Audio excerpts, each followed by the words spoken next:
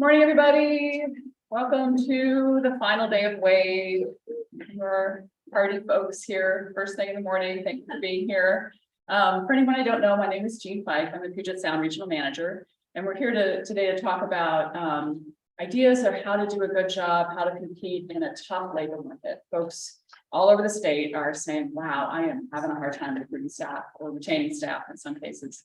So we're gonna talk through I did some research best I could, pull together some ideas for us to think about, and then I'm hoping to have some time with the group at the end. There's an example that we can talk through just to sort of get us thinking more concretely. Brian, are there more copies of that? Yes. I think in the back. It might be good just to maybe hand it back so they can be kind of thinking about it as we go. We're going to hit some of the items that are included in that. It might be helpful to look at. Thanks. And oh, you have to make the cursor touch the like take the mouse and like click on it so it knows every time you do a Zoom thing. That's about kind of Yeah, with that. and then Oh, there we go. Okay, thank you. Great. So the idea for this came out of the Building Better series, which is a partnership of the organizations you see here. If you've not heard about it, please check us out on the CTV website. And we are always looking for ideas for topics, for ways to change up the series to make it more helpful. So please, we want it to be useful to you. So please don't hesitate. Reach out to any of us, reach out to me, reach out to Ryan, I'm sure. Any ideas that you have for other topics. But today we are sorry. Oh, I might Or you have. can just advance. Yeah. So today we're going to talk about today's labor market, what's going on there. We're going to look at all the different stages of recruitment because recruitment is not just an event, it has several steps that we're going to go through. We're going to look at some examples. Ryan has offered up one of his, thank you. And we're going to hear from others in the room what they've tried and how that's gone. And maybe together we'll generate some new ideas nobody's thought of yet. Lovely. Please. So first of all, you're not alone. Like if you feel like I must be doing something wrong, like why is nobody applying for my job? It's not you. The labor market has changed significantly. And there's a lot of reasons for it. Some of it's just demographics, right? The baby boomers are retiring, and that's a large generation, and so smaller generations are coming behind. The fact that there's remote work sort of increases the competition for talent. People have a wider range of geographic options. Younger people have always changed jobs more frequently, and we're getting a progressively younger labor market overall. And so between those two things, people are changing jobs a lot. And so you're experiencing more turnover. That churn just makes it harder to keep staff. The pandemic, you probably read lots of articles online about how people sort of took stock, thought about sort of work-life balance, what do they really want to do with their lives. That presents some opportunities for districts. I'm going to speak to that a little bit later, but that also can make it challenging to retain staff. And the last, worker expectations have just changed. And you've probably all seen that. Some of it's generational, some of it's the culture around us as a whole has changed through the pandemic. And so workplaces are having to respond to that. So this is one survey on why people are leaving one job and looking for another. And so you'll see these percentages add up to way more than 100, right? Even with just one cup of coffee, you can see that. So pay and benefits is always kind of top of the list. Another thing is the boss. People, they say like people don't leave jobs, they leave managers. There's something to that in the stats. Work-life balance, looking for advancement, and then there's an especially high turnover rate in that first year on the job.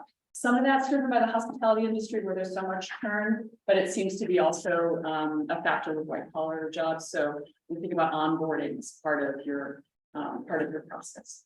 Make sure they stick. So here are the stages of recruitment, and it's easy. We get busy to skip over some of these. So we're going to go through these briefly. First is job design. How do you want to think about that position? What makes sense for the future of the organization? Don't just sort of automatically throw out the same one that you had before. The job description probably needs revisiting when you're recruiting. Of course, your posting language and any links that you want to provide in that posting, depending on the platform, you might have the opportunity to link to a video or your website or whatever it is. Where you're going to advertise. what the application process is like for the applicant, how they're engaged with your organization, your selection process, of course, hiring and onboarding, and then that critical first year to sort of set the hook, which sort of sounds terrible, but that's what my organization used to say. Anyway, okay, so job design. So when you have a vacancy, it's a frantic time, right? Like, okay, Liverpool's a person has left, I need to get somebody in, right? But just try to take a moment and think about, do you want to rethink that position, right? Is the job description as it stands now for the outgoing person or for the future of the organization, right? Are there different ways that this work could be done that I just haven't had the brain space to think about? Try to just carve yourself out a little bit of brain time to think that through and make a conscious decision instead of just automatically. Make sure it wasn't sort of built around the person who's leaving because that person has left. So now you can sort of clean slate. What would you do if you could do anything? Because potentially you can, right? So take that opportunity. So I'm just going to geek out for a sec. So do you remember from chemistry, hypervalent forces in the atom? So the electrons are moving impossibly fast around the nucleus, but they don't spin away because of the attractive force of the nucleus. It keeps them there and they don't leave, right? So that valence, that attractive force that keeps things in your orbit. So there's a term, it's kind of out of date now, but I like the mission valence is the idea that the mission of the organization holds people to the organization. And even though they're moving fast, they don't leave it. So you have an opportunity because of the work that you do and who you all are as organizations that other employers don't have. So that's a competitive edge. And I would advise you to try to take advantage of that consciously. And without promising that it's all going to be like, we're dancing through daisies every day, right? It's not like that. But what you do is important to save the world. And part of what people say in surveys about when they were thinking about their lives in the pandemic is that they wanted to do something meaningful with their lives. They wanted to not just punch a clock, not just, nothing wrong with selling shoes, but that just didn't have, it didn't feed their souls, and they wanted work that fed their souls.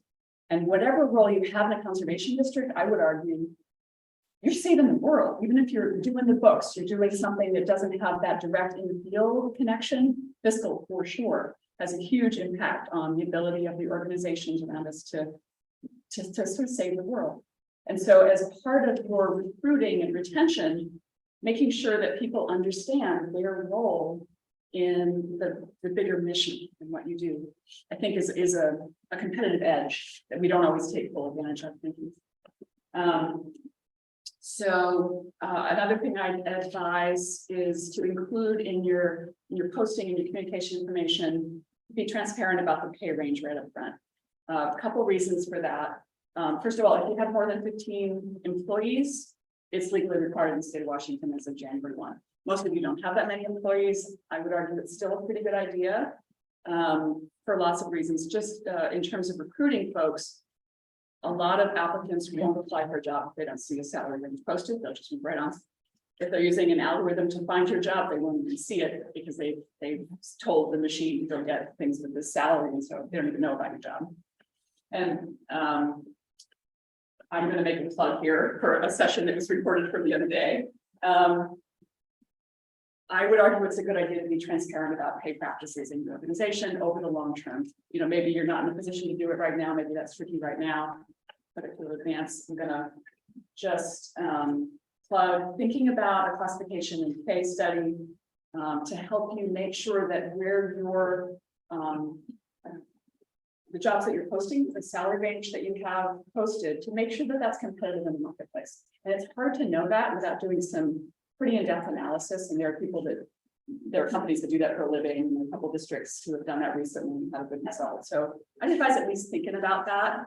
That way you don't have to worry about, you post a job and the people that work for you already, oh, that's a lot of money, that's more than I'm making, what's going on, that's not fair, right? All those kinds of issues can be addressed through a classification study. So just maybe think about that. It might make you feel easier about being transparent about it. So let's think about the posting, right, which is different than the job description. This is the thing that you're going to put out in the world to try to get the attention of potential applicants and get them to come into your application process, right? So it's a marketing product. Just remember that you're trying to entice somebody to click on something and start into the application process. You want to somehow in there emphasize why somebody would want to work with you. That needs to be kind of prominent in the materials.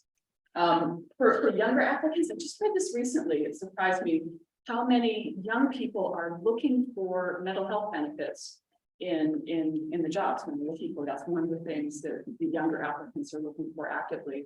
And you have the opportunity as districts to buy into the employee assistance program that the state of Washington offers. And that might be something that's worth your while anyway. And if you have it, maybe put it in the posting that you offer that, because it might be a way to entice, especially younger folks, to maybe give your organization a try. Mission balance, take advantage of that. And make sure it's welcoming. Some of them kind of read a little off-putting sometimes, just to my ear. So just kind of think about the tone and how it's going to land with folks. Try not to go into a whole bunch of detail. You just want to have enough that they'll have an idea what the job's about and be interested enough to pursue it further. So if it's just a ton of content, then they may not get to the good stuff and they just move on. Attention spans being what they are. This is a nice idea. I haven't seen a district do this, but maybe somebody knows of somebody who did creating a video link. If you have like a video about your organization, like just you have a charismatic spokesperson at your district who stands in the field and says, "Hi, I'm with the so-and-so conservation district. Let me tell you a little bit about what we do." And make it welcoming, make it informative, not unrealistic, so people don't sort of think it's just not hard work, because it is. But maybe something like that would be useful, right? Think about who your best messenger is for that. It may not be the highest ranking person in the district. It might be somebody younger, newer, somebody who your applicants are more likely to identify with and feel welcome if they see that person there.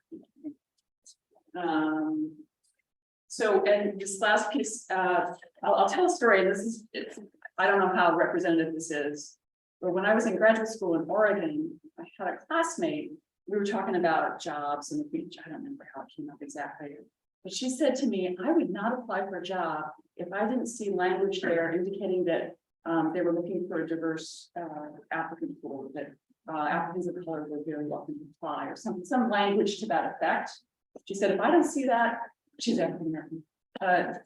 If I don't see that, I take that as a message that I am not welcome to apply. And that would never, as a white person, my privilege, I would never have thought of that.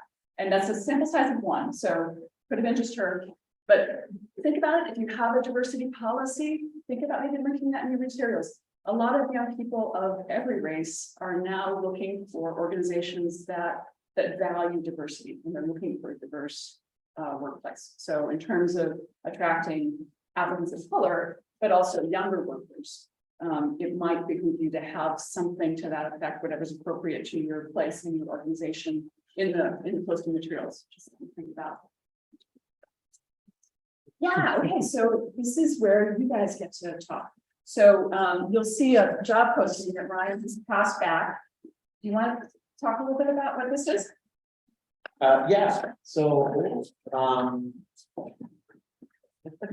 I got it. Everybody have one? I think we have enough.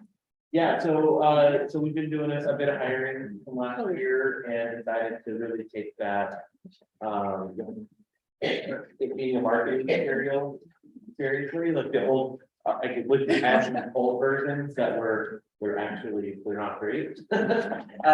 So when the job I was hired for,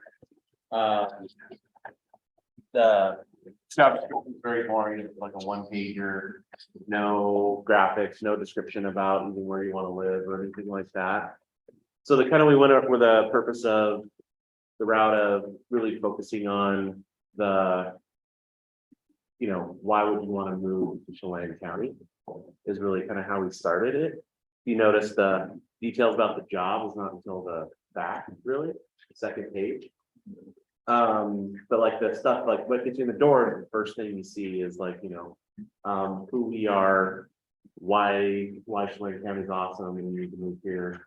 The compensation, all that stuff up front that I kind of tried to put myself in the perspective of an applicant about who's looking around at jobs and You know, it's not easy to find a place to live here. You have to really want to try to move to this area. And then we have a position description that gets linked, I think on the second page.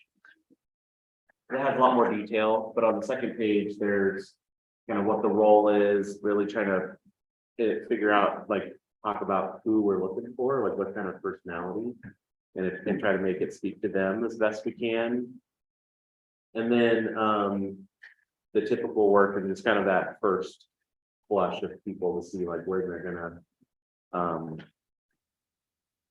you know, decide that they just want to apply or not, just meets things. And we try to do, been also trying to, a little thing on the desired attributes and really putting actually a threshold on that of like, hey, if you say yes to like at least 2 of these, so it doesn't look like you need all of them, but like, if you hit a couple of these, we would love you to apply, kind of, trying to communicate that as better if we can. But you know, this isn't a perfect thing. It's like we're always working on it. We always debate like what photo do we throw in the upper left corner. It's been kind of the same for a while, just because we keep forgetting that we need to change that. But yeah, I'd also be interested in whatever folks, if you had other thoughts on this thing. We're always trying to, you know, everybody's trying to attract candidates, and I want to outcompete all you. I just really liked it. It was a great example, a great template to work off of, because I really like, it's very user friendly, it's easy to grasp what the position is, by quickly, you know, looking at it. I really like it. I like how it has the typical work, like that.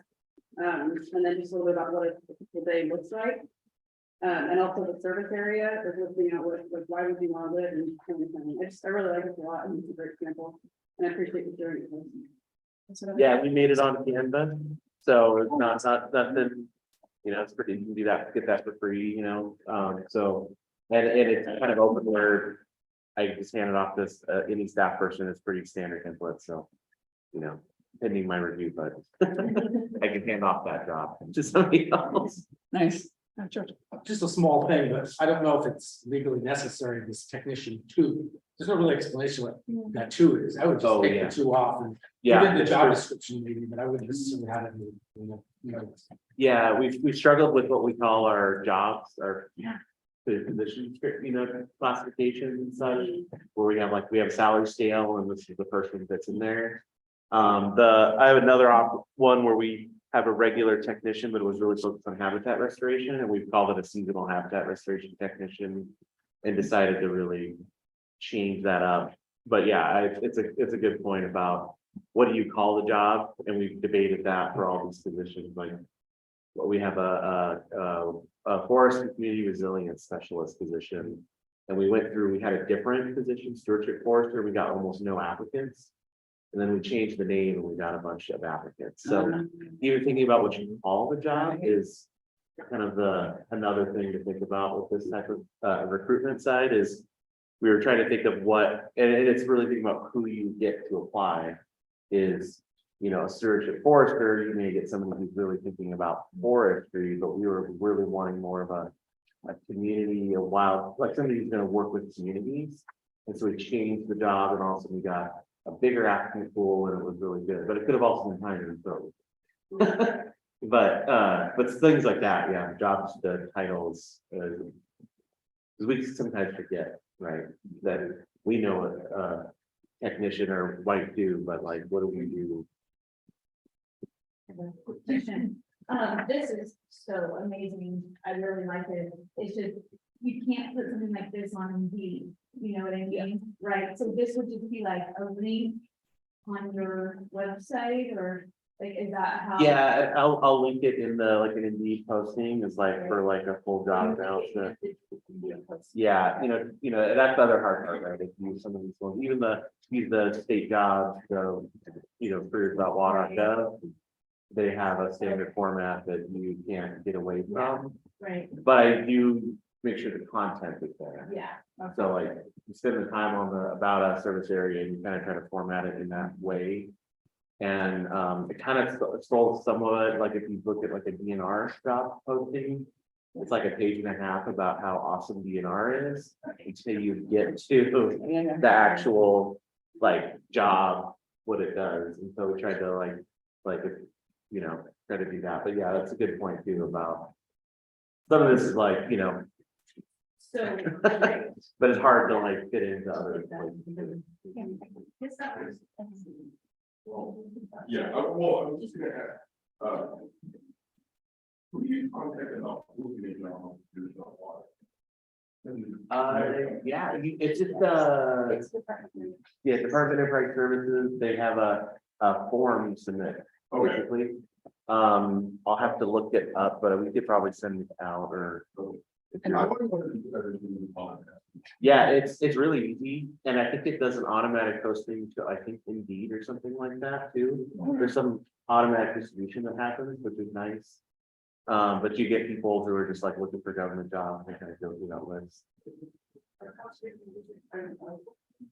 Yeah, Your subdivision. so is use like it for free. So Alex and then Doug and then. Yeah, so I guess my question, where is this document? Do you have some like a full document? But this page is posted where? Exactly. Generally ends up on our website. We have done a little bit of like a short format and post around town, like a QR code, if we're looking for trying to get local folks. So that we don't worry about housing. But, you know, and there's a lot of folks around here who've been natural resources, so we're trying to like do that. But yeah, and then we'll send it out, you know, this is what we'll send out to the random listserv that, you know, people that, you know, college ones and that kind of thing, or, you know, try to get it out there. And then Doug, thanks. You can also post job announcements on the NACD website. Yes. You go to their website and go. Find where post job announcements there. Yeah, don't forget to post on the NACD website. It's a very good point. Thank you. Thanks. And I had, over here, yes, please. All. Yeah, yeah. I just posted about potential for that home growing. Okay, yeah. Very good. Yes. This doesn't list anything, and so it makes it sound like there's nowhere else for this person to go. And if they're stuck in a position for like 2 years, and they're like, well, I want to do more, like, I want to do planning, I want to help write the grants, you know, like. You want funding for that, and that's not what you do here, no upward funding, and you're not gonna retain. That's a really good point, because a lot of applicants are looking for that, especially younger folks, and at a faster pace than folks of my generation would have ever thought about. And so it's sort of a mind shift for people my age. So thank you for raising that. I think I have a slide about that later on, but it's a really good note. Appreciate that. Thank I you. mean, that's my entire thing off. Gotcha. Yeah. And some of them are just, From that's- all over the place, and you're like, well, I just moved here, and now I have to move again, because you're not gonna let me learn, so. yeah, small organizations, there's typically not a lot of room for progression, right? That's a really good point. And I will say, we do the more advanced, we do talk about the growth component, we did it with this one. Because it is a little bit more field based, but yeah, we did kind of talk about, if you want to be the leader of this thing in our area, like that kind of. Like part of the whole about the job and the role. Yeah, no. We done planners. Thanks, up here. Yeah. We all have a way of breaking that, because we are often smaller, and so, yes, it can grow, there's all the learning opportunities, but. They're often It's not like a large organization where there's a lot of internal, yeah, training opportunities, those kinds of things, right? There's sort of different things that a small organization can offer than a large one. Yeah, so the question in the back was, are there ways, given that we're small organizations and there often isn't an internal sort of career progression always available? You know, are there ways to articulate what is available in terms of certifications and trainings? And am I getting your question? Okay, thank you for that comment. What else? Are there other sort of critiques of this? Because I agree, I think it's a really nice treatment, but there's probably ways to improve it. Does anybody see anything? Anything missing or, yeah, in the back.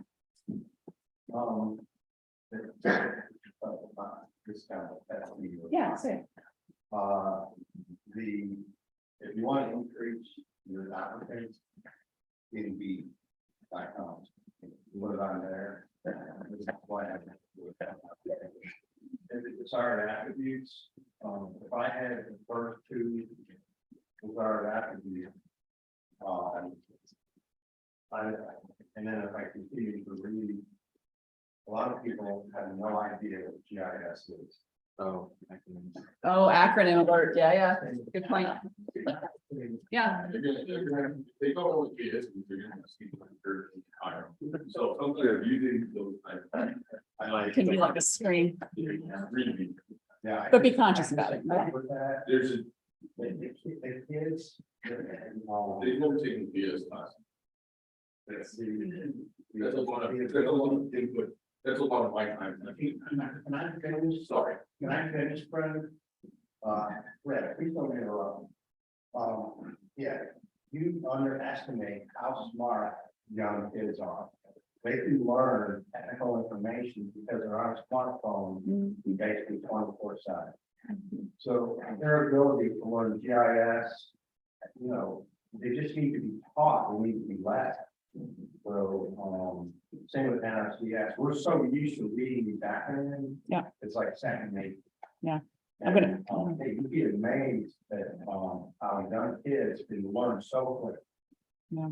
With their lead. I'm gonna, just one sec, I'm gonna summarize that for the owl and tell me if I get this wrong. So a gentleman in the back noticed that there are some acronyms in this, which is usually something we try to avoid. There was a counterpoint that you can use certain acronyms like GIS as a filter for your applicant pool to make sure that they have at least a basic awareness or understanding of some of the tools of the trade. And we're going to talk about this a little bit later, that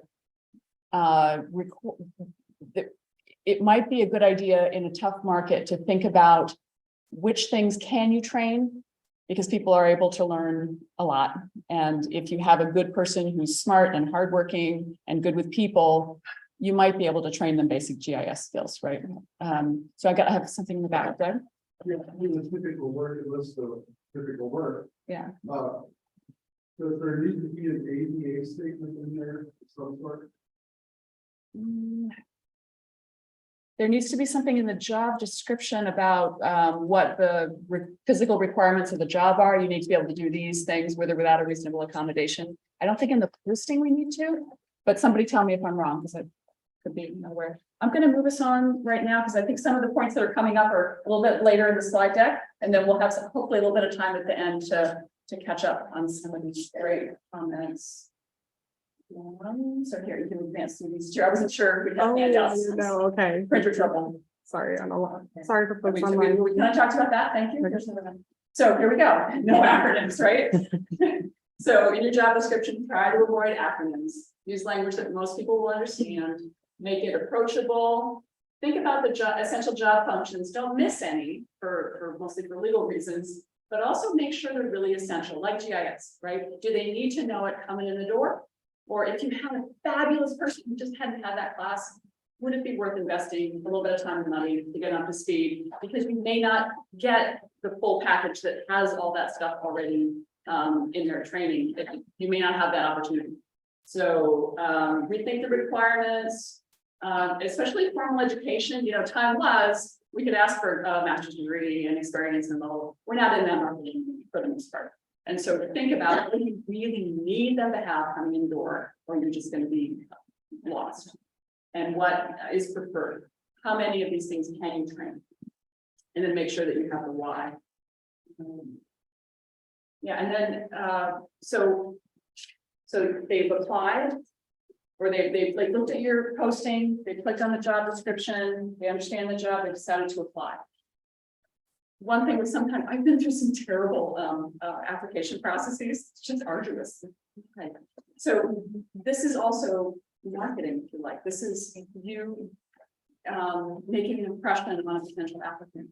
And so if the application process itself is unnecessarily cumbersome, I mean, how many clicks does it take? Like, as an example, like, don't make it be harder than it needs to be. Don't gather more information at that intake than you need to do the selection process. You know, don't also, well, we're going to need this for the benefits, so let's collect it now. No. Do what you need. Don't make them jump through additional hoops that you don't need for the selection process, right? I've seen application processes that include that. And then, people don't like to sort of send an application in and then not hear anything for months, right? Stay in touch with them, right? And if nothing else, these are your constituents, right? So you want to make a good impression as an organization.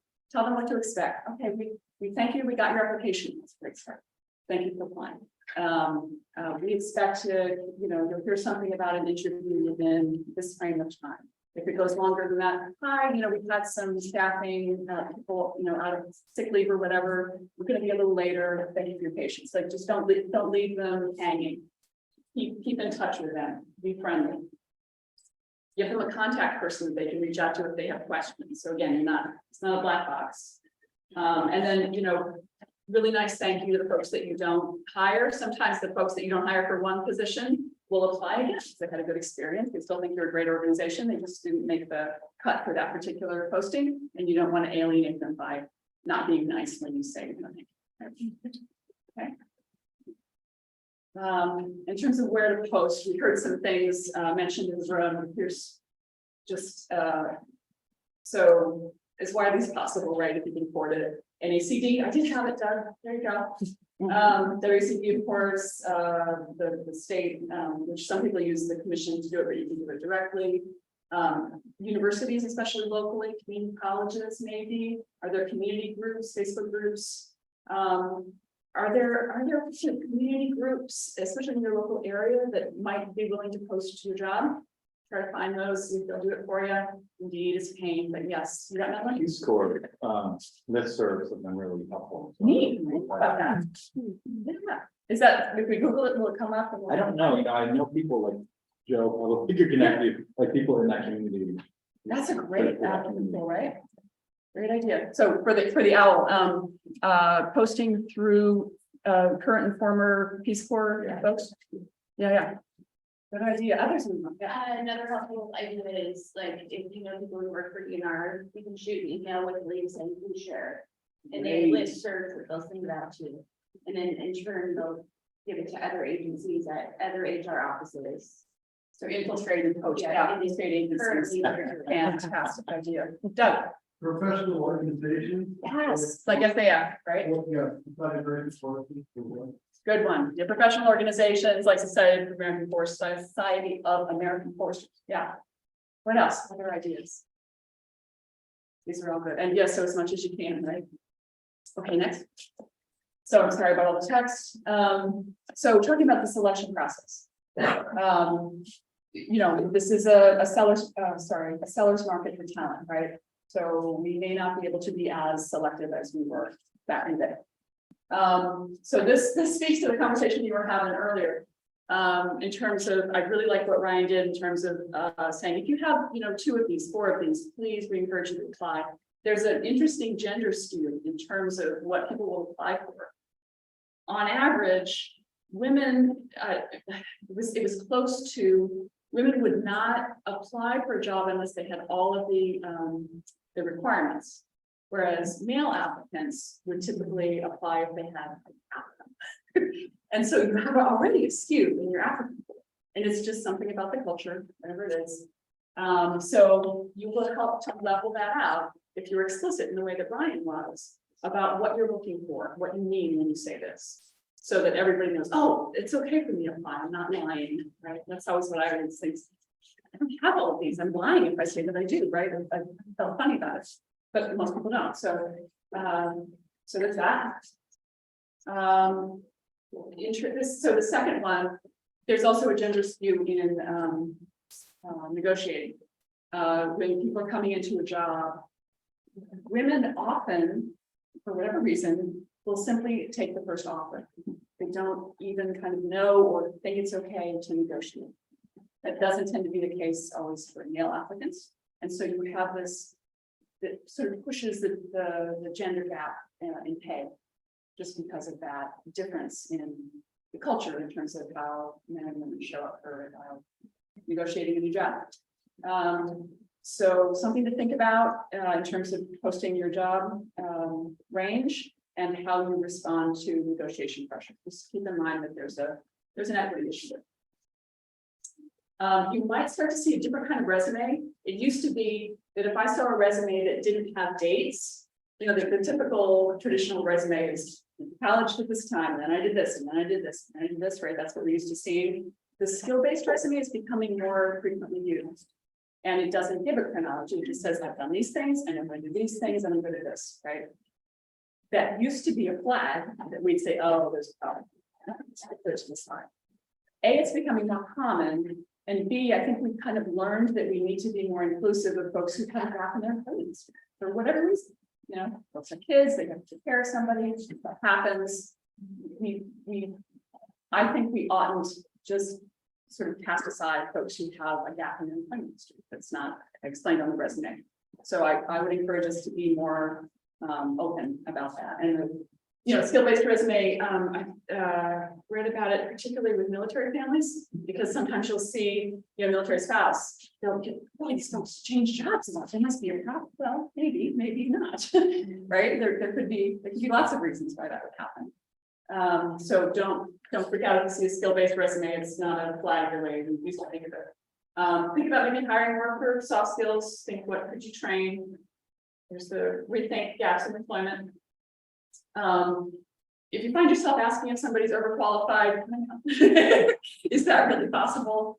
You might just be being ageist, right? Somebody did something, you know, at a higher responsibility level, now they're applying for something less responsible. Okay, can they do that job? Great, fine. Like I've heard sort of in sort of selection processes over the years, sort of, yeah, but why are they not the job? Are they going to stay?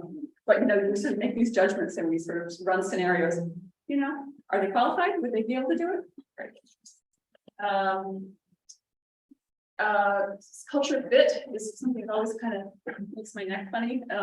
People say, oh, it'd be a great culture fit. So you're saying you're like everybody else in your organization? That seems like a problem to me. So think about culture ad. Do you have a bunch of extroverts that are big picture thinkers? Maybe an introvert who's a real detail person would be a terrific ad. Even if they're not going to be best friends with your extrovert stuff. Okay. Or vice versa, right? What do you have? A lot of, you know, giraffes and maybe a rhino, right? Like just something different, right? Okay. And think about, you know, interview questions that get to soft skills like how do you keep a positive attitude in challenging situations? Things like that to try to suss out. You know, it's not a work thing exactly, but it might get to sort of grit, right? And tenacity. You know this, of course, but I'm a regional manager, so I can just do this. You know, don't ask about gender. Somebody walks in after the year, don't ask about pregnancy. You know, don't ask about accents, you know all this stuff. Don't do that. Criminal background check, yes, you can do that, but it comes later in the application process. Look on MRSC or ask your regional manager if you're not sure how to do that. Don't just ask people with an accent if they're a citizen, you know, things like that. It's obvious, I just have to say it. Also in the selection process, just some things to think about.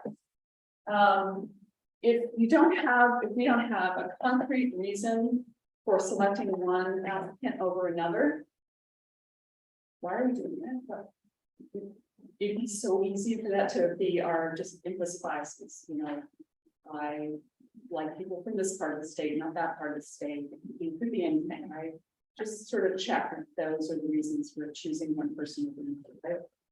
Avoid the. Do people know what the beer test is? Show hands. I've actually done that. I'm old enough to have made a lot of mistakes, so I can share those with you. Who would you rather have a beer with? Right, that's the tell. So it's sort of, are they like me in culture? Are they like me in a personality way? And that's probably not a good metric to use for hire. Or I try to imagine if they would get along with the rest of the staff. And is that, you know, if it's because they don't have good social skills and they were rude in the interview, okay, fair enough. That's a flag. But if it's because they're different in some way from the rest of the staff, am I not giving my staff enough credit? Like, do I really think they can't handle any kind of diversity? Like be careful, don't sort of socially engineer your staff in that way. I think we do our staff a disservice. And I think having different people who see the world differently and have different personalities and strengths helps make an organization stronger. So just think about that sort of culture fit versus culture add. Next, please. Yeah, so I came across this online and I haven't done this, but I thought it was a neat idea and I just encourage you to think about it. What if you had somebody on your staff, be it intake or somebody not on your staff, your regional manager, anyway. I'm not volunteering other regional managers today. To take the applicants and then strip off the name, where they're from and where they went to school. All the other information is there. But the folks who are making the selection to see who they're going to interview, they don't even see that information. It's applicant 1, 2, 3, 7. And so there's not a way to have a bias about gender, or maybe a name sounds like one race or ethnicity or another. You don't even see that. And so there's no way you're looking at that. Right. So it removes ageism becomes less, right? Just something to think about. And if this doesn't seem like really feasible, at least sort of think about your interview committee. And I know a lot of folks do this. They'll bring like their newest member of the staff and have been on the interview, right? Different perspectives, different generations, different expertise and personality types, at least different genders or something, just to have like folks, not folks who see the world kind of the same way, all they can help with. And this I added lately because I just saw this and I had to share it with this group. So it was this is one of these online things, who knows, but it was flags, people were sharing job applicants were saying, here are the things that when I see this, I walk away from them. I don't even think about applying for that job. Right? They're red flags to me. So here's the top one. Okay. This is not necessarily something you want in your marketing materials, because it doesn't mean to the applicants what it means to us. A lot of folks see this and they mean, okay, so no work-life boundary at all. I just get sucked in completely. Maybe I'm joining a group of people that they not only are already friends in a clique, but they're family. I'm coming in as a new person, and how's that gonna? Oh, I don't want to, right? That's a feel great. Joining a family, like I'm having a family. I don't do that. So just, I wouldn't use that in outreach material. Just, I know we use it here, but I would be cautious about using it on the outside and a couple others. Just don't. Just don't. Right. And please check references, please. The regional managers sometimes come in and there's been a problematic hire. And I first check references. So check references they give you. And then when you get ready to make the offer, as far as I'm concerned, call anybody you know that might know this person and be able to give you information. Because it's worth it to do the research. A bad hire will eat your lunch, it will eat your capacity, it's no fun. Don't rush. And so when you, those reference calls are awkward and it's human nature to fill silence. So one of the things I like to do when I'm doing a reference is I'll ask, standard questions, and I'll always give a little too much time for them to answer. And just see if they keep talking. It's tricky in interviews too. If you just leave the silence, people want to fill it. And they'll say stuff that they wouldn't have otherwise said, and you can learn a lot. Things like, is there anything else I should know? Anything else? And you just leave the sentence. And sometimes you can cook something out of it. Yeah, about 5 minutes. Oh, thank you. Okay, I think we're wrapping up. There's another session on onboarding, I think, in the admin track, and it's recorded. So part of the hire process is the onboarding, right? You want to stick. You kind of do all this work. You finally got somebody. Don't get so busy with going on to the next thing that you don't make that that stick, right? Employees, and this is, if you're old like me, expect more mentoring and sort of job progression than folks my age did starting out. So project that to them early. Let them see that you care about their career, you care about their learning and their growth. Mentor them from the beginning. Help them feel they belong, reinforce how they're part of achieving the mission, and clarity about expectations on organizational culture can go a long way. We sort of assume, but folks would be coming from a very different, maybe this is their first job, maybe they've worked in a very different environment. So being explicit about your, how people treat each other, what communication is like, what are the expectations for attendance, just being clear about that up front can cut off a lot of trouble, so nobody has to feel bad, get it wrong, have to be corrected, that kind of thing. Next. Yeah, okay, quick, please. Do we have just a couple minutes for other stuff? So there was my brain now, George. So one thing I was gonna go back to that little conflictive moment we had earlier, I think what you want to do is evaluate the job market. And if you think there's gonna be a zillion applicants, then you apply a pretty good filter to try to get people who really fit exactly what you want. If you think their applicants are gonna be few and far between, then you don't want to put too many filters on. You want to really talk to a lot of people who may not have some of those technical skills, but have some of the soft skills you talked about. You can work on training their technical skills. Yeah, for the folks online, if you think you're gonna get a huge response, you can be more tight in your requirements. If you think it's gonna be a little thin, then open that aperture a little bit more. Yeah. One thing we've noticed when you spoke to it is just how people will rate themselves. And so we've had a lot of applicants in there applying, you have a web form, they check the box, yes, I meet this qualification or I don't. And depending on sometimes the male and female or other personalities, people will disqualify themselves. And then you look at their resume and you're like, no, like they totally have everything that they need. And so we've just tried to do the process about using automatic self-screening filters because they'll disqualify themselves and actually be really fantastic candidate and have exactly what you're looking for.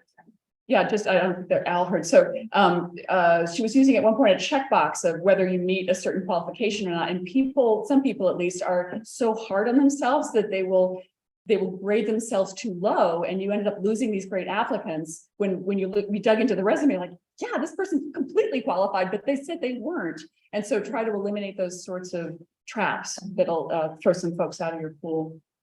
Yeah.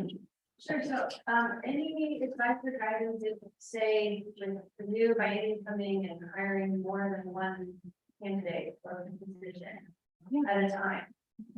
Yeah, so that was like, how, you know, like, you don't, I mean, how does that, I don't know if y'all have experienced this or from your perspective, but how does the applicant will feel about hiring multiple positions? Yeah, the question is about multiple hires at the same time at one organization. Folks in the room? Yeah, so I did that. I hired 2 people.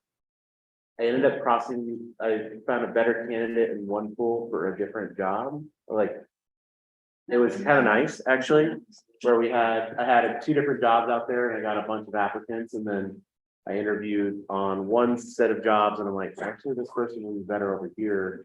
And I didn't use anybody who applied on the other one.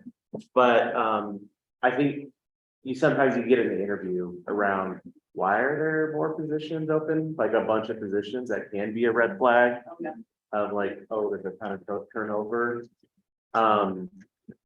It's hard to address in like an announcement, though. It's more of a conversation. It could be like, we're growing or something. Yeah, you could do that, you know, maybe kind of highlight what it is. And that's why I kind of put in the like funding outlook and how long this job can last is so you get some surety of people and such here. That's great. We have just less than a minute. Is there any last words of wisdom, great tools, tips, tricks? Anything online, Melissa? Nothing online? Oh, yes, I'm sorry. Yes, you did have hand. Thank you. When turn people off is when you say you wear lots of hats. It generally means you work for staff and then everyone who works and entertainment. Yes. That language or something. Yeah. So another flag to watch out for that will send applicants screaming away from your is we wear lots of hats. And although that's true, what it says to the applicant is we make you do every single thing. We're completely understaffed and we'll run you ragged. So thank you. That's another great thing to avoid. Appreciate that. All right. Thanks, everybody.